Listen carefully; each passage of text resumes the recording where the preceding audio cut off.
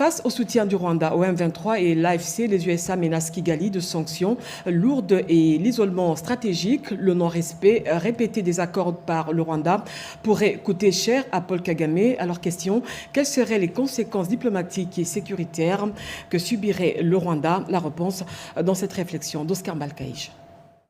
La pression s'accentue sur le président rwandais Paul Kagame. Washington appelle Kigali à retirer sans délai ses troupes du territoire congolais.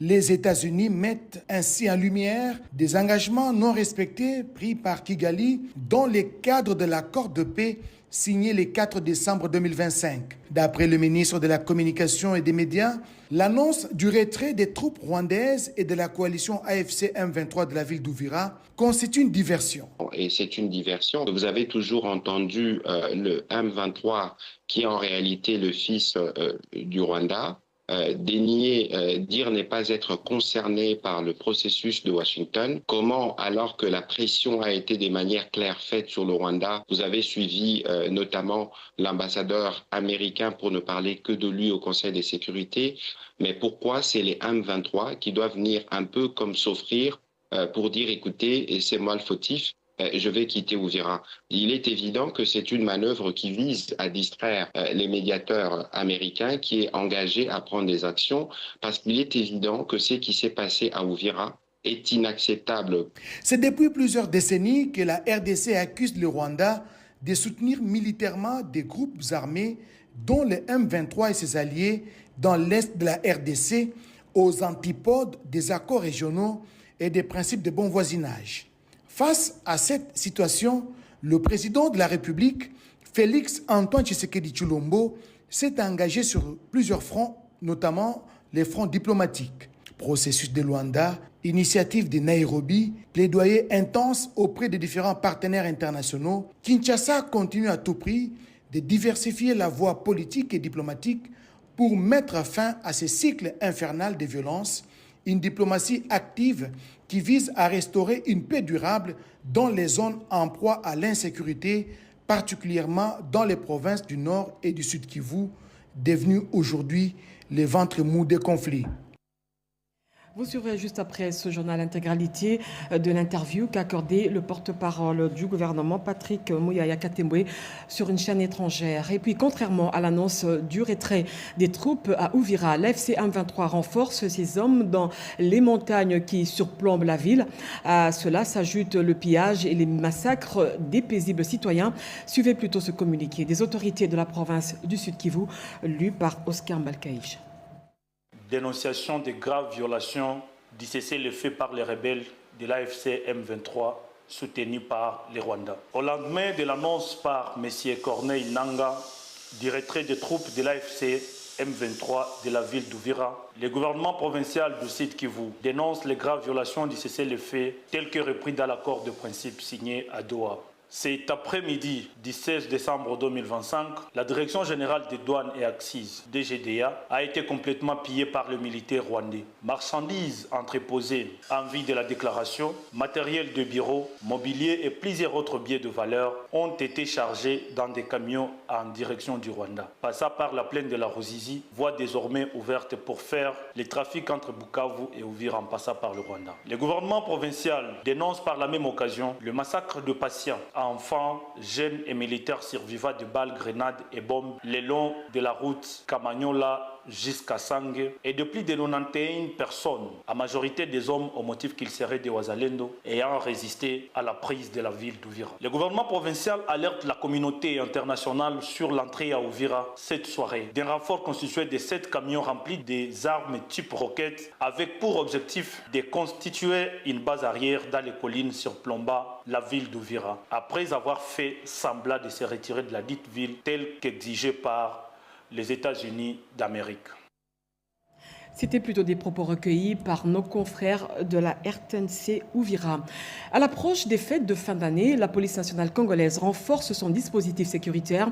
Philémon Patience Mouchidiave annonce une série de mesures concrètes, notamment le déploiement d'inspecteurs à travers le pays afin de garantir la sécurité des personnes et de leurs biens. Toto Sungu, Cédric Kenina et Bijou Ekamba. En cette période sensible des fins de l'année, la police nationale congolaise passe à la vitesse supérieure.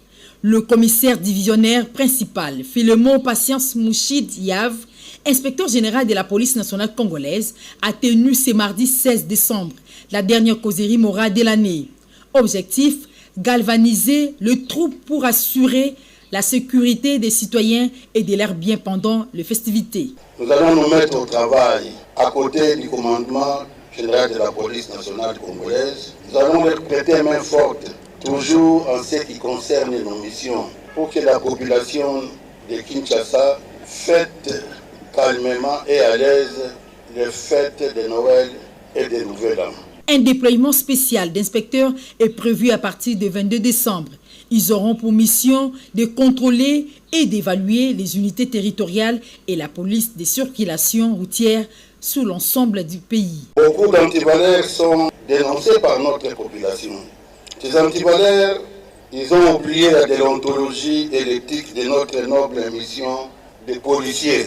Ce sont les gens qui, pendant cette période, que nous serons derrière eux. Ce comportement est à la base de la crise de confiance ici à Kinshasa entre la population et la police. Pour plus d'efficacité dans l'action, 3 nouveaux véhicules ont été remis aux antennes de Kinshasa, du Congo central et du Kasaï oriental. Une dynamique renforcée par la coopération toujours active entre la PNC et la MONUSCO. Je l'ai dit dans les titres, passer une nuit paisible à Tchangou, relevé récemment de l'exploit des bandits armés, semer la terreur, sillonnant avenues et quartiers à la recherche des biens mal acquis. Face à l'insécurité, la population désemparée est appelée à collaborer avec les services de sécurité. Le procès en flagrance s'est ouvert hier mardi. Un récit de Angèle Mabiala et Toto Fundier. Le choc de nuit de terreur dans la commune d'Endjili. Plusieurs quartiers ont sombré dans les mois lors d'une série de cambriolages d'une violence inouïe. Des habitations ont été prises pour cible par une bande constituée. Des assaillants lourdement armés, certains en tenue militaire, d'autres en tenue civile, ayant de marteaux et de burins qui ont servi pour casser des murs. Ils ont terrorisé, menacé, violé, tiré à balles réelles et emporté plusieurs biens et de l'argent, laissant derrière eux pleurs et grincements de dents. Suite à une intervention rapide des forces de l'ordre, les suspects ont été appréhendés, certains avec des objets volés, menant directement à l'ouverture d'un procès en flagrance sous les regards du bourgmestre de la commune d'Endjili, qui ne ménage aucun effort pour que ses administrés vivent dans la quiétude. Les efforts que nous sommes en train de fournir, le résultat est là. Nous avons mis la main sur les grands criminels de notre contrée, de notre commune. Mais c'est Tchalou, réputé grand criminel, que la population collabore avec les services de sécurité.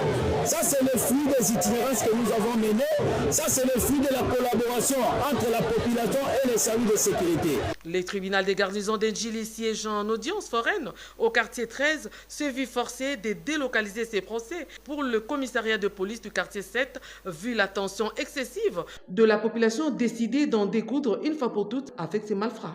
Le ministère public a posé les jalons de l'accusation de vol à main armée, association de malfaiteurs et menaces de mort. Les témoignages ont été accablants. À 3 h du matin, criminels C'était vers 3 h du matin, les criminels ont cassé le mur et ils ont tiré sur moi et sur mon épouse.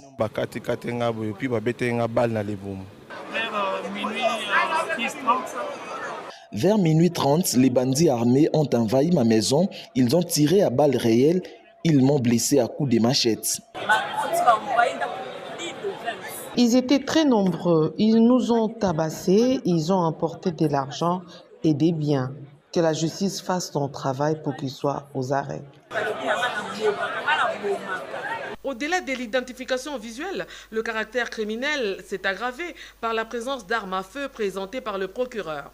Après l'audition des témoins, la parole a été donnée à la défense pour les plaidoiries finales, mais les intempéries ont contraint le tribunal à renvoyer l'audience pour ce jeudi 18 décembre 2025. Pour les habitants d'Endjili, ce procès est un message envoyé à tous ceux qui pensent que la nuit leur appartient.